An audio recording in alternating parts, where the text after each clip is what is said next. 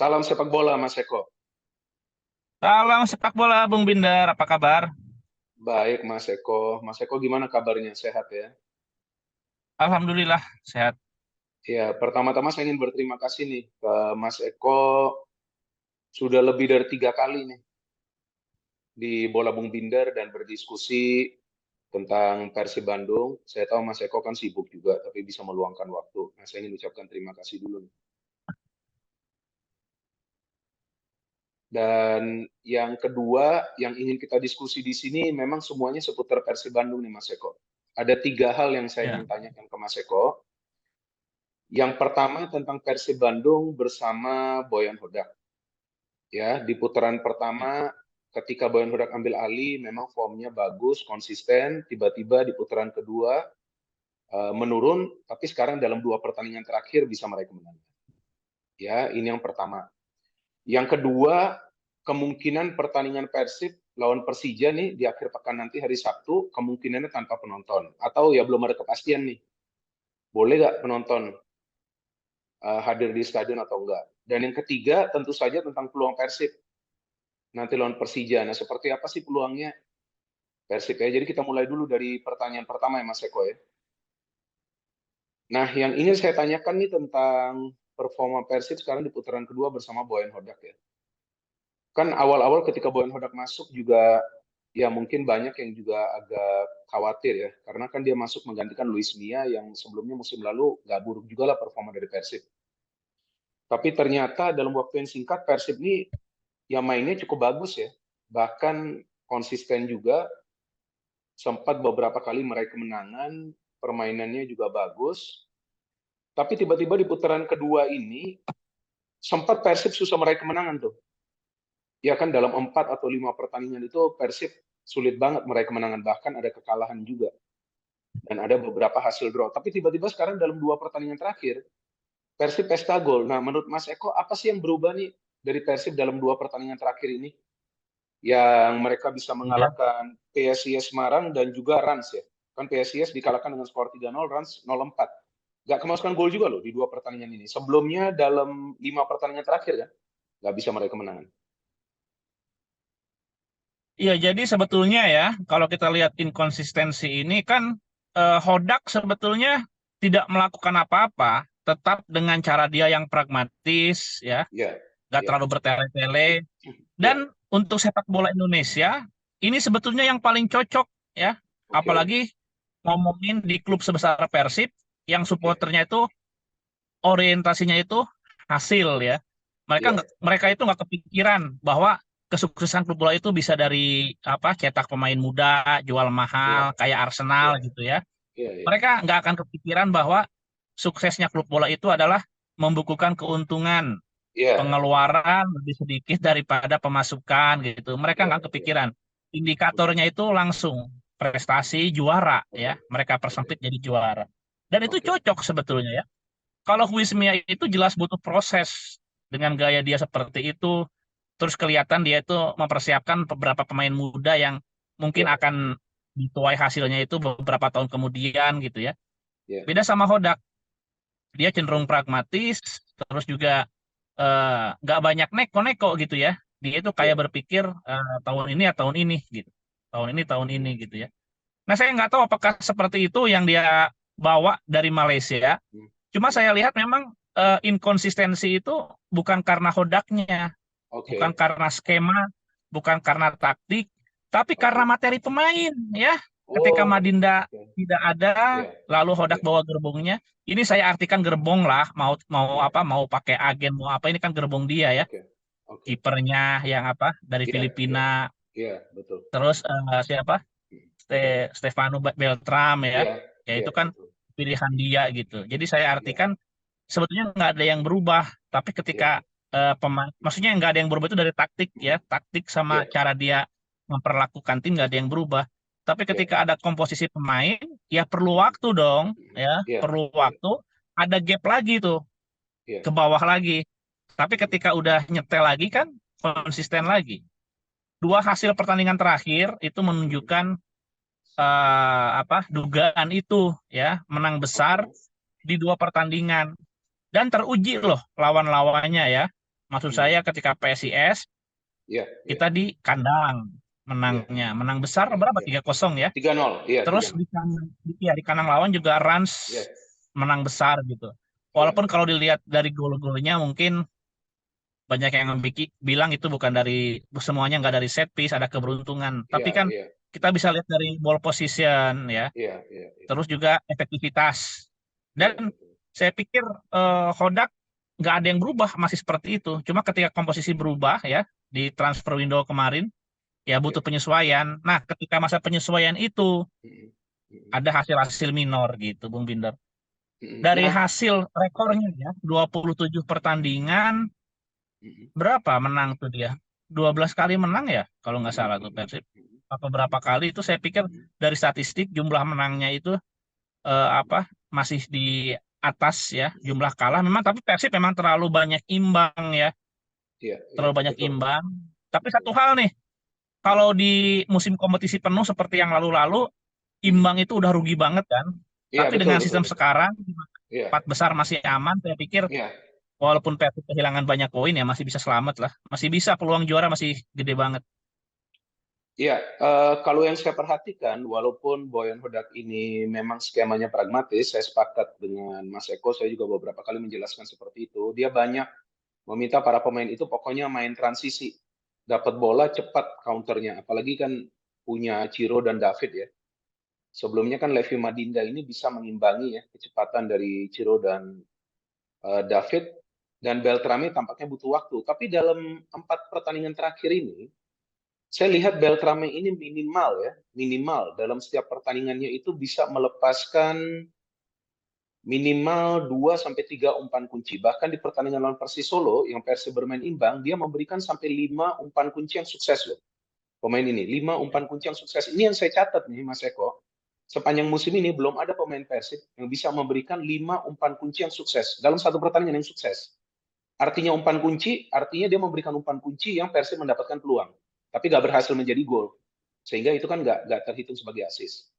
Dan dalam 4 pertandingan terakhir, pemain ini bisa mencetak 3 gol.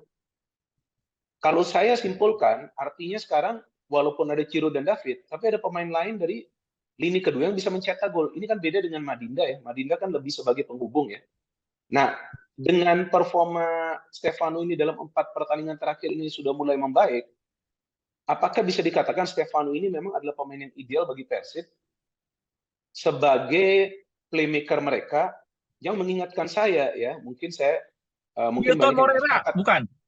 Enggak, mungkin banyak yang nggak sepakat sama saya, bukan Hilton, Makan Konate. Oke. 2014 tuh. Nah, 2014 makan ya. bawa juara kan.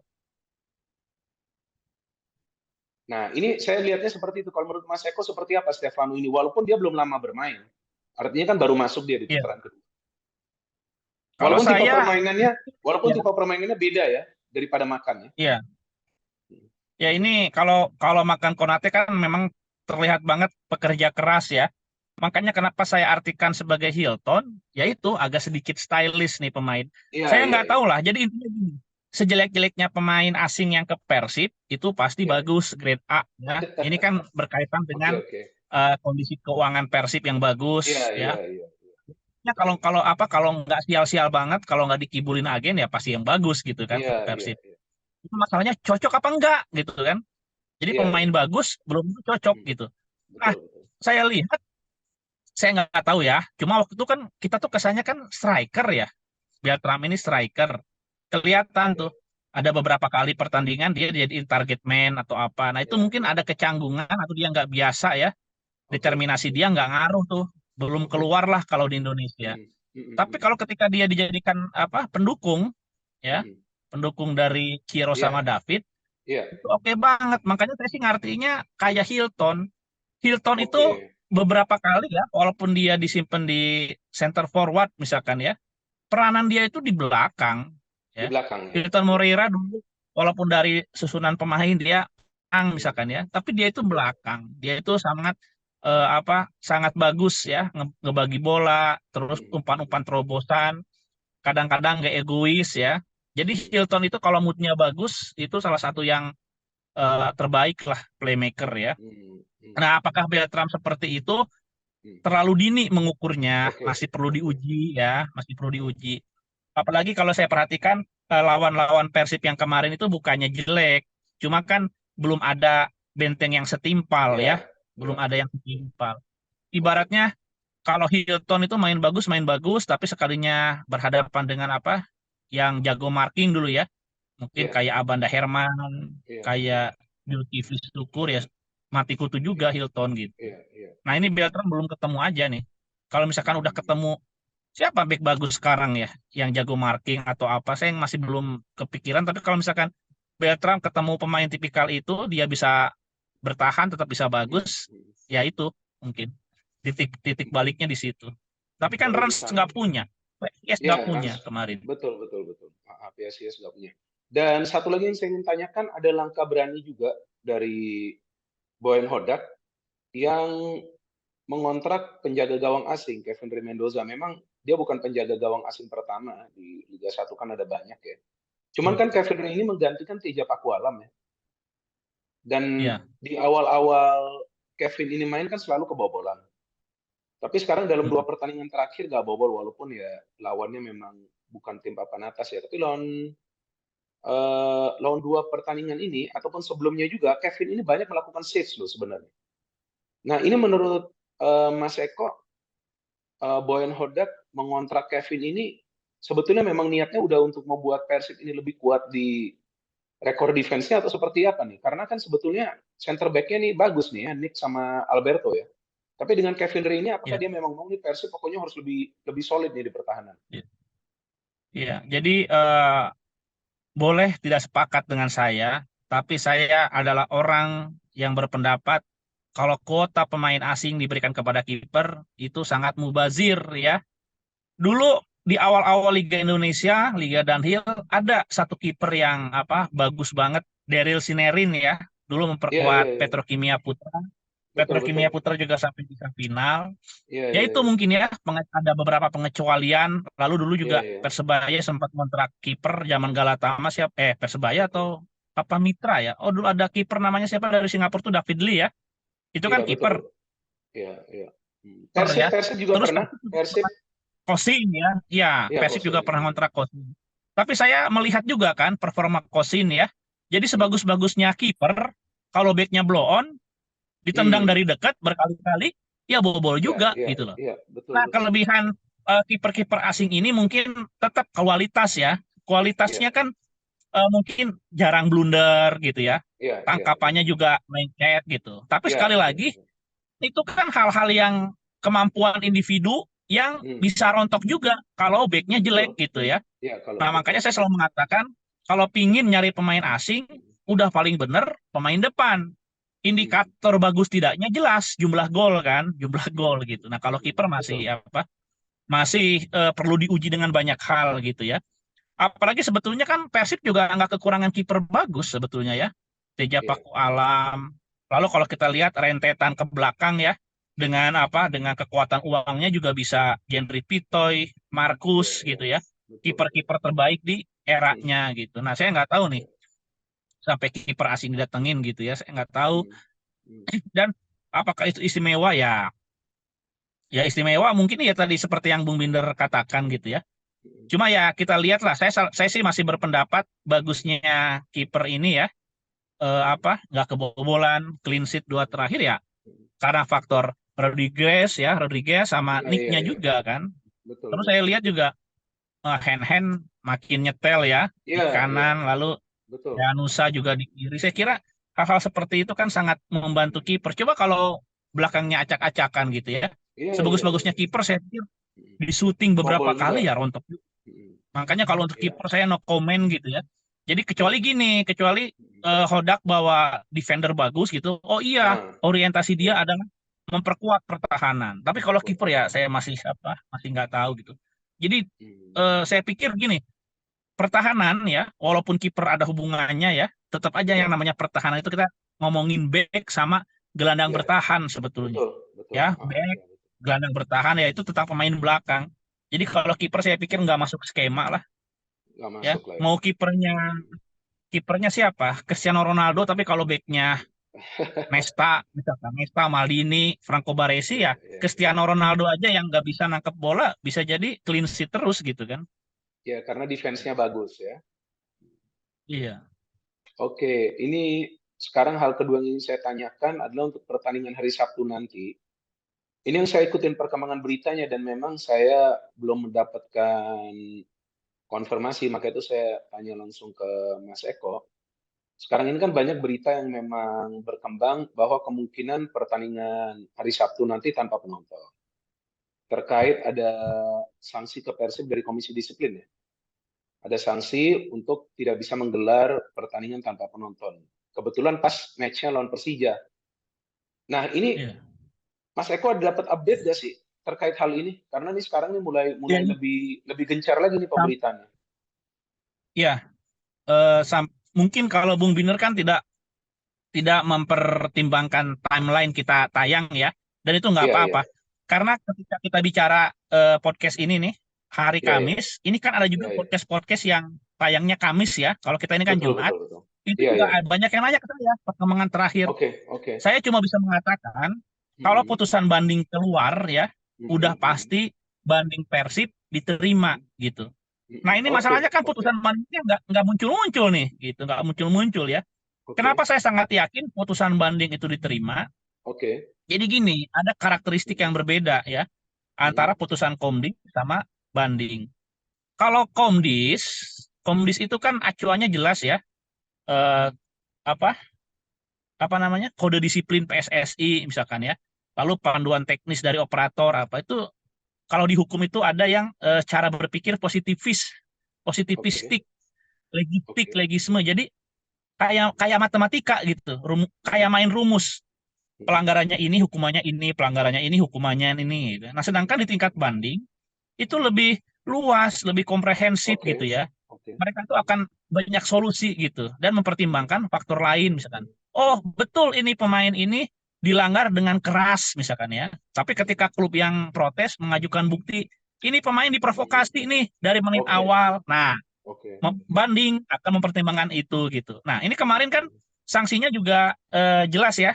Misalkan Oke. ada kerusuhan gini ini, denda 25 Iya, juta plus iya. ini. Nah, tapi nanti kan bisa dikatakan bahwa oh kejadiannya bukan di tribun tapi di area Oke, luar gitu. Terus oke, ini juga sudah dihimbau sama Panpel agar tidak masuk, tidak ini. oke, Terus oke, ternyata nggak ada tuh penghadangan secara sengaja. Ah, oke, itu kan oke. saya nggak tahu ya bukti-bukti Iya, apa yang dikemukakan oleh pihak Persib. Tapi iya. yang jelas mekanisme banding itu kan harus ada bukti-bukti sama argumen baru gitu. Dan saya Iya, pikir argumennya, saya nggak tahu lah argumennya semacam apa. Cuma kan PT PBB kan pinter-pinter ya, masa iya sih nggak iya, bisa iya. nemuin argumen untuk memperingan hukuman. Jadi saya yakin kalau putusan banding muncul ya, terbit Hmm. keluar sudah pasti akan lebih ringan gitu. Dalam artian kalau masalah uang itu saya pikir tetap ya. Kan gini, Bung, ada apa? Ada di akhirnya itu ada apa? Ada catatan biasanya kan untuk putusan ini tidak bisa banding, untuk putusan Oh, ini oke, bisa oke, banding. oke. Nah, Betul, kalau betul, betul uangnya ya. sedikit ya dan itu pelanggaran yang udah tetap lah, udah nggak perlu dipertanyakan, Hmm. itu biasanya nggak bisa banding tuh. Kayak pelanggaran yang cuma Hmm. 5 juta, 10 juta itu kan udah nggak usah banding, ribet gitu ya. Nah, Hmm. tapi ketika ada hal yang bisa diperdebatkan, itu baru bisa banding. Dan putusan Komdis kemarin terhadap Persib itu ada catatannya bisa Oke. diajukan banding. Nah, Oh, berarti oke, oke. memang bisa diperdebatkan itu ya. Saya nggak tahu Hmm. yang di mananya Komdis melihat, tapi ada yang diperdebatkan. Cuma kalau untuk tentang uang, saya pikir bukan itu ya yang ingin diperingan oleh klub sebesar Persib, bukan tentang duitnya lah Iya, receh. Itu iya, kan iya. pakai uangnya siapa? Uangnya Pak Teddy juga gampang kalau uang segitu ya. Iya, Tapi iya, kan ada iya. hal yang lebih besar lagi gitu Iya, tentang iya, kehadiran support. betul. Betul. Oke, sambil kita tunggu kepastian itu, tentu yang sekarang saya ingin tanyakan adalah peluang Persib lawan Persija Jakarta. Memang Persib dalam dua pertandingan terakhir menang, nggak kemasukan gol, total mencetak 7 gol, dan banyak sekali lah peluang di dua pertandingan tersebut ya. Memang lawannya salah satunya di papan atas PSIS yang sebetulnya bukan lawan yang mudah bagi Persib, tapi oke mereka bisa menang di kandang. Nah, sekarang ini kan lawannya Persija ya. Persija ini kan rival ya, Mas Eko. Dan memang Persija kan saat ini ya kita lihatlah formnya jauh beda dibandingkan musim lalu ya. Kalau musim lalu mereka bersaing di papan atas sama Persib sama PSM dan akhirnya menyelesaikan musim sebagai runner up, bahkan defense mereka, rekor defense mereka tuh yang terbaik. Nah, musim ini memang mereka lebih banyak berada di luar 5 besar. Tapi mereka juga baru menang lawan Dewa United, walaupun ya Dewa United juga kita tahulah bukan tim yang apa yang biasa mempersulit tim-tim besar ya, apalagi main di partai away. Nah, ini sekarang nih Persib lawan Persija rival mereka. Oke. Nah, menurut Mas Eko peluangnya seperti apa bagi Persib? Memang Persib lagi di atas angin, tapi Persija juga kan datang tentu dengan motivasi untuk bisa Iya, menyulitkan Persib di kandang mereka sendiri. Nah, menurut Mas Eko gimana? iya. Ya ini sebetulnya agak susah objektif ya. Kalau membahas Persib Persija ini agak susah objektif. Oke, oke. Tapi begini deh, dari peluang historis apa, Hmm, peluang hmm. Persija untuk menang di Bandung ada banget ternyata ya. Kalau saya Oh, perhatikan, oke, oke, oke. ya ada Hmm, banget tuh. Kalau hmm, kita hmm, rentet ya, tapi kan hmm. saya lihat, oh nggak relevan karena kan ada pelatih yang berbeda, pemain yang Oke, berbeda. Jadi oke. gini Bung Binder, saya pikir Hmm, Persija yang hmm, apa, yang dari dulu adalah Persija hmm. yang konsisten ya. Jadi Oke, siapapun pemain, dia akan tetap berbahaya mengandalkan hmm, lini apa itu adalah ya. Persija zamannya Ismet Sofyan ya. Oke, oke, Ketika oke. masih ada, Hmm, iya, siapapun eh, hmm. pemain, jadi ada kerangka yang pasti tuh, di mana pelatih Oke, nggak akan ngotak-ngatik, mau asing oke, mau lokal, oke. dan memang disitulah nyawa Persija ya. Hmm. Kayak dulu Ismet main crossing, dulu ada Bambang. Bambang Ya, tergantikan ada Simi, kayak gitu-gitu iya, ya terus-terus. Nah iya, ini iya, sejak iya. ini tidak ada, saya pikir ada apa banyak hal fundamental yang berubah Persija ya. Oke, Saya oke. terakhir kali bisa mengatakan bahwa Persija ini tim kuat itu zamannya masih diperkuat Rohit Chan mungkin ya tahun berapa itu ya. Iya, Nah iya, itu iya, tuh. iya. Kalau sekarang saya pikir Persija makin biasa dan saya tuh baru tahu Persija tercecer di peringkat 8 itu barusan loh. Ya, ketika Masa? kita mau ngobrol yang peringkat Persija, wah, gila saya pikir bersaing menguntit Persib loh saya pikir ya. Saya pikir itu ada di posisi Oh, ke-6, posisi baru ke-5. tahu ini Mas Ya Eko baru baru tahu tahu. barusan. Iya 8 dan dari statistik ya, ya maaf ini nggak bisa lagi dikatakan Hmm, Persija ini apa kandidat juara ya. Dari 27 oke, ya, pertandingan, ya, persentase kemenangan mereka tuh rendah ya. ya, rendah, rendah, Sama rendah. dengan pokoknya nggak sampai 10 kali menang ya. Di bawah apa? Bahkan di bawah 50% ya Hmm, hmm. kemenangan mereka itu.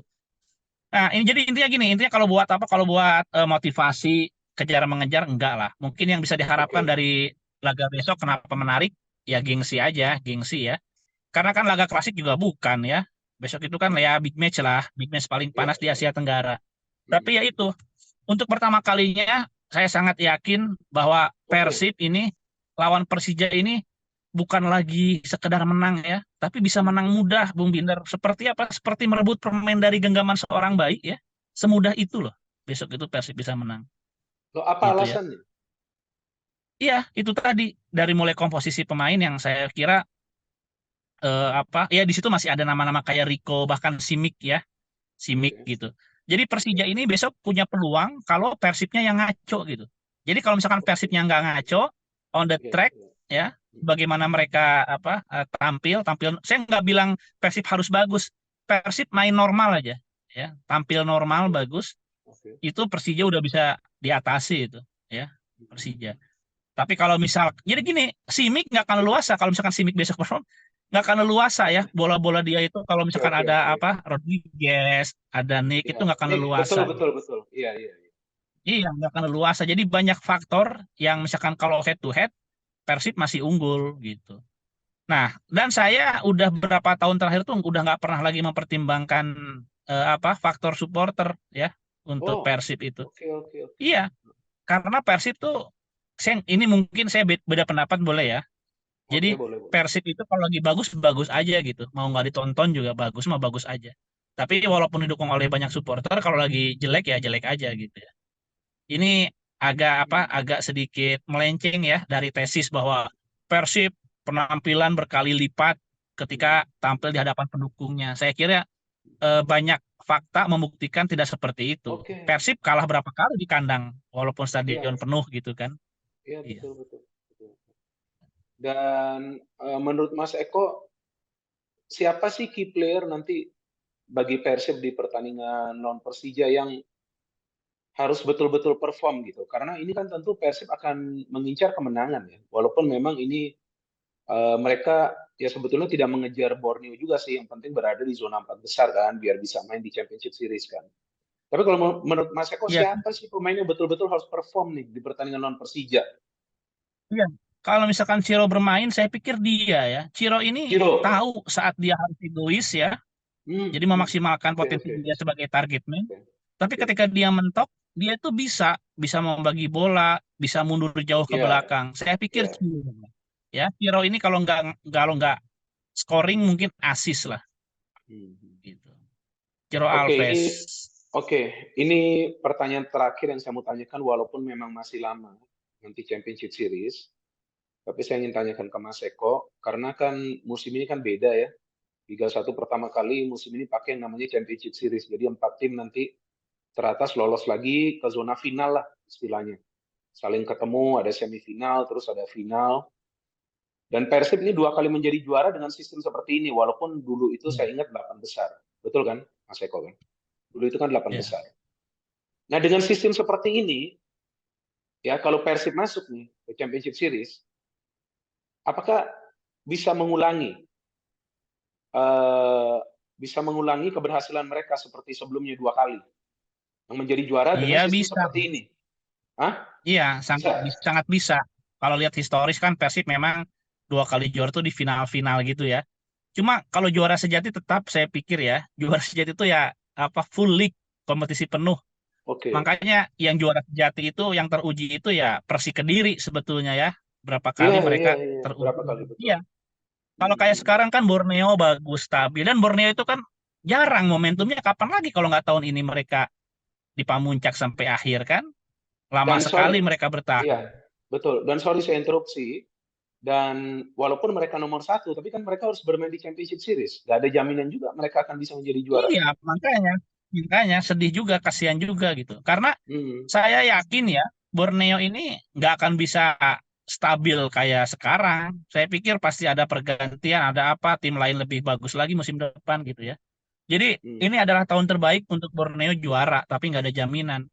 Jadi eh, saya nggak tahu lah bicaranya ini manajemen klub atau apa atau cuma pelatih. Itu kita main tentang endurance ya, daya tahan kalau Iya, sistem iya, seperti iya. ini. Iya, iya, Jadi iya. Hmm. syaratnya tuh lari apa? Lari ya, lari maraton, lari estafet itu Hmm. jangan Hmm. langsung ngebut aja. Anda bisa disusul gitu. Hmm. Hmm. Anda Hmm. bisa tetap ini. Jadi intinya mengamankan dulu 4 besar ya Hmm. dengan sumber daya atau dengan energi seminimal mungkin. Nanti energi yang bisa dikip itu Hmm. ditembakinya pas udah mulai putaran berikutnya, Hmm. udah mulai dikocok lagi. Tapi kalau sekarang digenjot, energi habis-habisan, saya pikir itu strategi yang keliru ya, Bung Binder ya. Iya, iya. Takutnya ada yang cedera juga nanti. Ya, jadi hitung-hitung poin lah. Kalau udah mulai apa, udah aman, udahlah itu mainin lah anak-anak kecil itu. Oh iya, benar Anak-anak juga ya kecil itu. apa? Iya, iya, iya. Pemain-pemain muda, Pemain-pemain muda, udah iya, itu ya, pemain muda. mainin. Iya, Iya, betul-betul juga untuk menghemat tenaga yang senior-senior ya, yang nanti iya. akan Siapa tahu, habis-habisan di siapa Championship tahu Series. ketika dicoba pemain muda ya, nggak pernah dimainin, ada yang bagus, ya itu bisa jadi senjata Anda nanti di apa, Iya, di iya, iya. kualifikasi berikutnya. Iya, iya, Siapa iya. tahu ada yang bagus tiba-tiba kan tadinya mau iseng, bagus nih, dikasih kepercayaan Iya, bagus gitu. betul, betul. Bisa, bisa. Oke, Mas Eko, terima kasih untuk waktunya. Lumayan banyak nih kita ngobrol dan kita Oke, ngobrol siap. secara Bung Binder detail. sama-sama. Ya, jadi kita tunggu nanti pertandingan hari Sabtu dan kita harapkan berjalan lancar dan selesai dengan baik ya. Dan kita harapkan tentu pertandingan yang menarik lah antara dua tim besar ini di Liga Indonesia ya.